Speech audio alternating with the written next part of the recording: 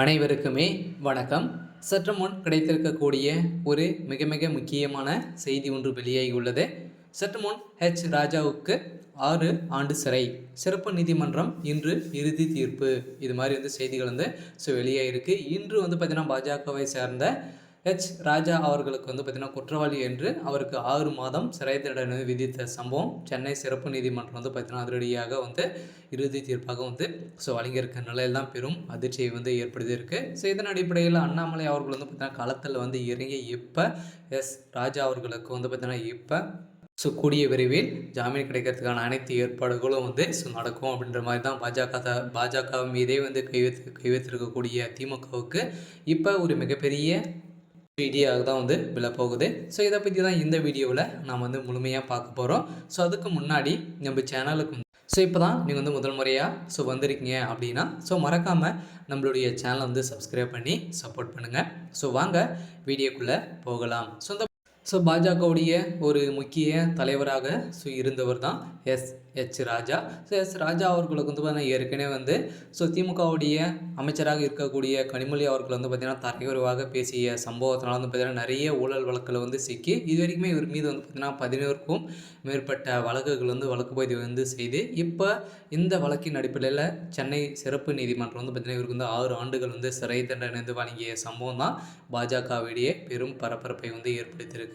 இருந்தாலும் கடந்த 6 மாதம் பிறகு கடந்த 2018ஆம் ஆண்டு காலத்தில் பாஜக குழு தலைவர் ராஜா பெரியார் சிலை உடைப்பேன் என கூறியது மற்றும் திமுக எம்பி கனிமொழியை குறித்து விமர்சனம் வைத்தது தொடர்பாக பல்வேறு வழக்குகள் பதிவு செய்யப்பட்டு இருந்த நிலையில் இந்த வழக்குகளை தள்ளுபடி செய்ய வேண்டும் என ராஜா கோரிக்கை மனுக்களை சென்னை உயர்நீதிமன்றத்தில் தள்ளுபடி செய்தது. மேலும் இந்த வழக்கினை விசாரணையை 3 மாதங்களில் முடிக்க வேண்டும் என எம்பி கனிமொழி அவர்கள் மீதான குற்ற வழக்குகளை விசாரிக்கும் சிறப்பு நீதிமன்றம் இப்போ பார்த்தீங்கன்னா உத்தரவிட்டு இருக்காங்க.